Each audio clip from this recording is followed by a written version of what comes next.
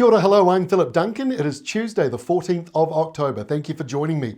Believe it or not, we have a little bit of high pressure coming at the end of the week, but as we go into the weekend, it gets windier, followed by a cold front. So let's have a look and see what's happening at the moment. We've got some low pressure out here in the Tasman, sparking a few thunderstorms, and of course the main rain band moving slowly across the North Island. It's kind of sliding eastwards as it tries to move northwards, but there's high pressure up here, so the rain clouds kind of fizzle out the further north you go. But we have had some rain this morning moving through, and behind it a cooler change, but drier skies, especially over on the west coast, and a bit of cloud around the east, but still colder with those south to southwesterly winds down around southern parts of New Zealand, although the wind in the south is going to change because, as you can see here, the westerlies return. So southerlies coming up the country today, that wet weather moving along out to the east by this evening. So the southerly comes right in, or south to southeasterly, comes right into Hawke's Bay, around Taranaki, and by night time it spreads further up the country. So temperatures are dropping a little bit tonight because of the southerly change that we've got at the moment. Still got high pressure up to the north of New Zealand. So for now, that is keeping the weather pattern that we've got still running, those westerly winds. So Wednesday's westerlies return out of Australia, moving back in again. We've got some cold air stuck around the west coast, and as those westerlies push back in again, it drives the cloud and showers back to the west coast. Eastern areas will be sunnier again, and those westerlies pick up around Southland, Otago. Into the North Island, there's a bit of a westerly flow, but it's a little more southwest in some areas. A couple of showers around, mostly on the western side. Most eastern areas are dry. So as we go to Thursday, there is that high I told you about. Now, look, it is only brushing the north of the country, but it will bring some drier weather as we go towards the end of the week. Thursday's still on the edges of it, though. Southwesterly winds or westerlies blowing through. The polar boundary just brushing the very lower part of the South Island, not moving further up the country. And so as the high moves in, while Thursday may be a little windy in some areas, the winds should start to ease as we go further in towards nighttime. And by Friday, high pressure moving in over the top of the North Island, which means certainly for Northland, Auckland, Waikato, Bay of Plenty, Coromandel Peninsula, even dropping further southwards, Taranaki over towards Hawke's Bay, and coming down towards about Manawatu. Light winds for the most part, mostly dry weather. It might be a bit cloudy though on the western side of the country because the airflow is still coming off the Tasman in most areas. And in fact, around the top here, you may have convergence where you've got an easterly on one side, westerly on the other, clouds build up somewhere. So it may not be perfect, but as far as the windy, wet weather is concerned, the North Island takes a break from that as we get to the end of the week. Now the South Island is on the edges of it.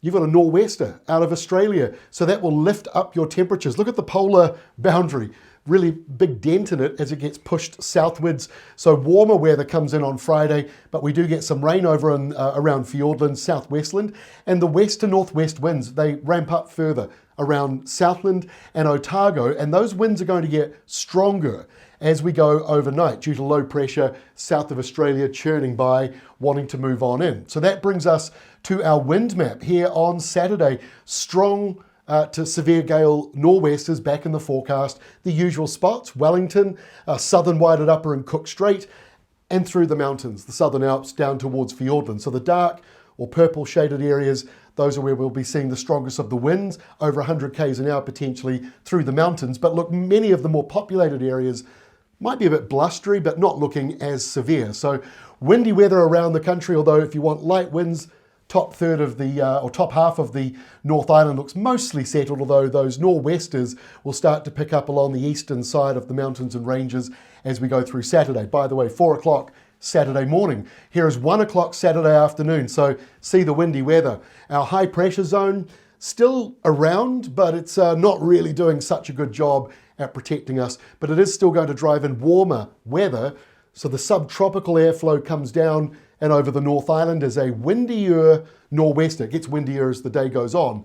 In the South Island, those winds are strong, as I mentioned, so the worst of those winds move up the island as we go through the day, further in towards the North Island, the lower North Island that is, by the end of Saturday. And then on top of that, here comes the next polar blast, the next cold front coming out from around Tasmania. So there'll be rain ahead of that, heavy falls falling around Fiordland, southwestland, and perhaps by night time further up into central parts of Westland. So that takes us to Sunday, and the polar change is coming through. Now, at this time of the year, polar blasts are short-lived. They tend to only last 24 hours at the most, usually because the westerlies behind it come and push it all eastwards. So this is a big surge of wintry weather, but it's quite narrow. It's not going to last too long, but it does drive in wintry weather again around the South Island. Not good for those of you in lambing as a result of that change. And ahead of it, there's a narrow area of rain or showers as that moves through, and there might be some isolated thunderstorms or at least just a heavy downpour as you transition from those warm nor'westers to the cold south to southwesterlies. Now that blue line, the polar one, I sometimes see it when it looks like that last map, when it looks like a big sort of shape, upside down V.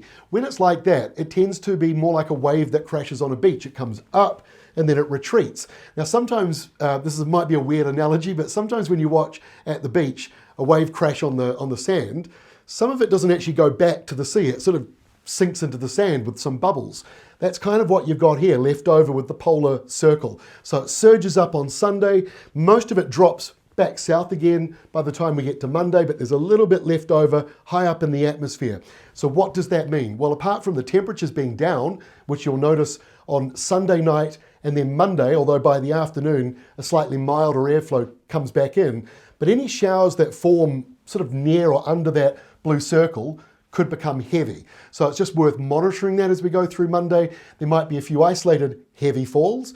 Otherwise, things are clearing and we're going back to the same weather pattern that we know, where high pressure is moving north of New Zealand, and that drives in another burst of windy westerlies. So we don't have a forecast yet for Labour weekend, but I got to say the long-range modelling suggests it could be quite unsettled, or at least I always find that Easter weekend and Labour weekend both are usually broken in half, where one half of the weekend's not that bad and the other half is kind of windy and unsettled. So we'll try and lock that in for you in the next day or two. Might as well start to give you a long-range outlook.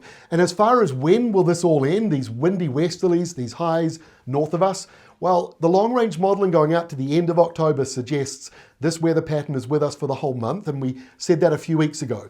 So nothing's really changing, but we might be seeing, underscore that one, some high pressure coming in at the end of the month and a bit more of a nationwide setup. So we'll just have to wait and see. At the end of this month, taking a look at November's pattern is going to be quite critical as we try and determine if the strong sort of westerly flow of this spring will carry on into November, or if we might finally start to see some signs of a change.